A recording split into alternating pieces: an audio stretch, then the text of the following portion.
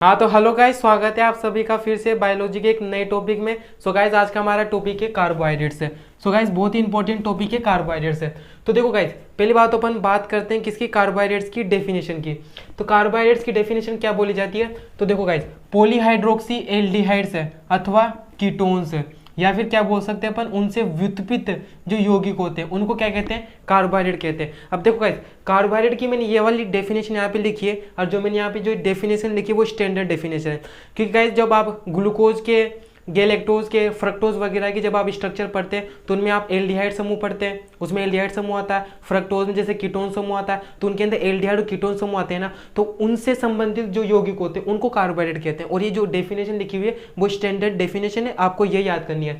तो कार्बोहाइड्रेट क्या होते हैं, तो ये पॉलीहाइड्रोक्सी एल्डिहाइड होते हैं, या फिर कीटोन होते हैं, या फिर क्या बोल सकते हैं, उनसे जो व्युत्पन्न यौगिक होते हैं उनको कार्बोहाइड्रेट कह सकते हैं। अब कार्बोहाइड्रेट का काम क्या होता है, तो कार्बोहाइड्रेट से अपन को क्या मिलती है भाई, एनर्जी मिलती है।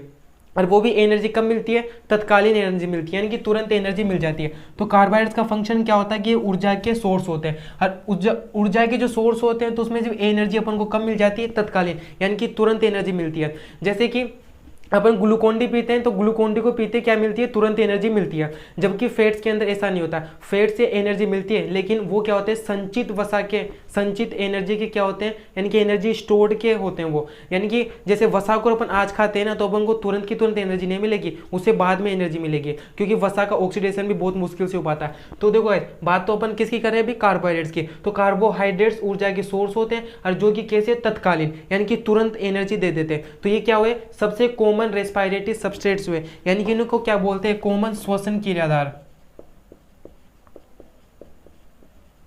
अभी क्रियाधार क्या होते हैं, श्वसन क्रियाधार। तो गाइस जिसके ऊपर भी अपन एक अलग से वीडियो बनाएंगे, सो ज्यादा कंफ्यूज होने की बात नहीं है, अभी इतना से याद रखो कि क्या है, कॉमन रेस्पिरेटरी सबस्ट्रेट्स है।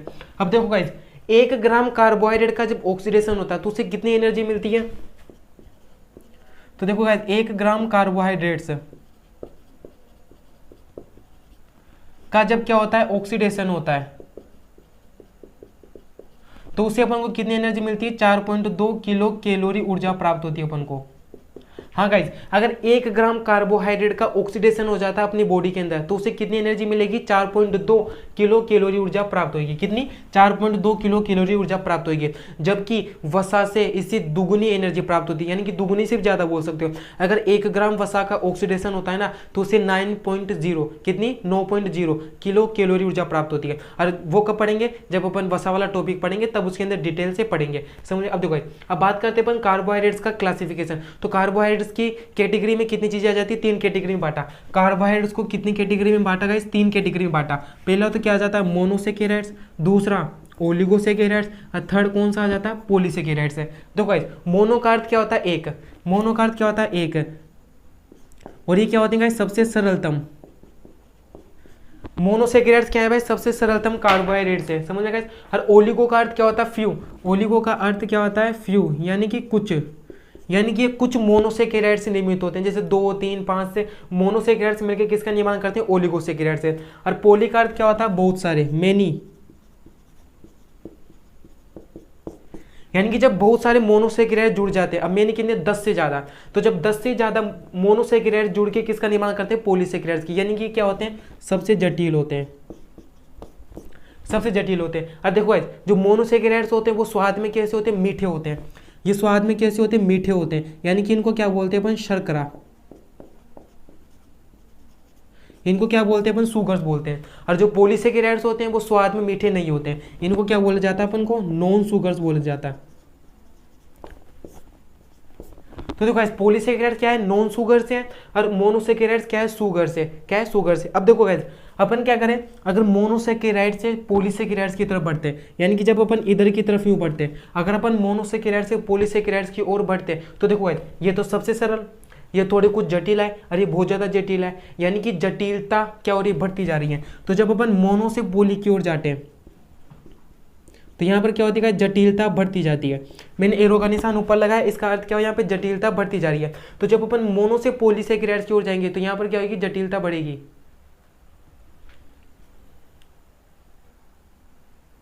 यहाँ पर क्या होगी, जटिलता बढ़ती जाएगी। और देखो गाइस दूसरी बात, मोनोसेकेराइड्स क्या है, शुगर से, जबकि पॉलीसेकेराइड कैसे, नॉन शुगर से। यानी कि जैसे जैसे अपन इधर से उधर की तरफ जाते हैं, यानी कि मोनो से पोली की तरफ जाएंगे तो क्या होता है, मीठापन कम होता जाता है। यानी कि जो स्वीटनेस होता है वो क्या हो रहा है, कम होता जाता है। और जटिलता क्या होती है, बढ़ती जाती है। और घुलनशीलता भी कम होती जाती है। घुलनशीलता भी क्या होती जाती है गाइस, कम होती जाती है। तो देखो गाइस, मोनोसेकेराइड से पॉलीसेकेराइड्स की ओर जाएंगे तो पहली बात तो मीठापन कम होएगा, जटिलता बढ़ेगी और घुलनशीलता भी क्या होती जाती है, कम होती जाती है। समझ में गाइस। अब देखो यहां से एक बात पकड़ो कि देखो गाइस, शुगर्स तो क्या है, मोनोसेकेराइड्स को अपन शुगर्स कहते हैं। तो यानी कि शुगर्स क्या है, कार्बोहाइड्रेट है। और कार्बोहाइड्रेट क्या है, शुगर है और नॉन शुगर दोनों है। यानी कि इससे क्या निकलता है कि प्रत्येक शुगर को अपन कार्बोहाइड्रेट बोल सकते हैं, लेकिन प्रत्येक कार्बोहाइड्रेट को अपन क्या नहीं बोल सकते, शुगर नहीं बोल सकते।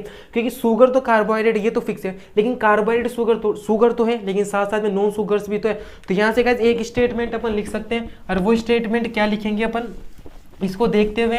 और ये एनसीईआरटी के अंदर ये स्टेटमेंट एज इट इज ऐसे कैसे लिखा हुआ है। तो स्टेटमेंट क्या है गाइस, देखो नोट पॉइंट। तो नोट पॉइंट क्या लिखो गाइस कि देखो प्रत्येक शुगर्स क्या होती है, कार्बोहाइड्रेट है।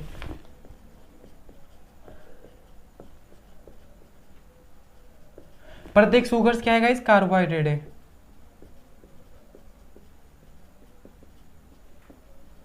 बट प्रत्येक कार्बोहाइड्रेट शुगर नहीं है।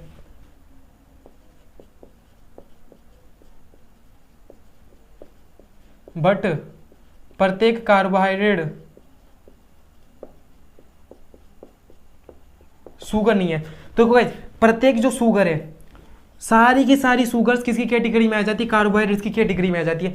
लेकिन कार्बोहाइड्रेट शुगर तो है, लेकिन साथ साथ में नॉन शुगर भी तो है। तो प्रत्येक कार्बोहाइड्रेट जरूरी नहीं है शुगर ही हो, नॉन शुगर भी हो सकता है। लेकिन ये डेफिनेटली ये फिक्स होता है कि प्रत्येक शुगर किसकी कैटेगरी में आएगा, कार्बोहाइड्रेट की कैटेगरी में आएगा। सो गाइस ये स्टेटमेंट याद रखना, इसमें कंफ्यूज मत होना। बहुत सारे बच्चे इसके अंदर क्या होते हैं, कंफ्यूज होते हैं। क्या प्रत्येक शुगर कार्बोहाइड्रेट की कैटेगरी में आती है, लेकिन प्रत्येक कार्बोहाइड्रेट शुगर नहीं है, क्योंकि वो नॉन शुगर भी है। सो गाइस आज की वीडियो यही रखते हैं। अब नेक्स्ट वीडियो के अंदर अपन क्या पढ़ेंगे, जो मोनोसेकेराइड्स है। अभी इन मोनोसेकेराइड्स को क्या पढ़ेंगे अपन, डिटेल से पढ़ेंगे। सो गाइस धन्यवाद।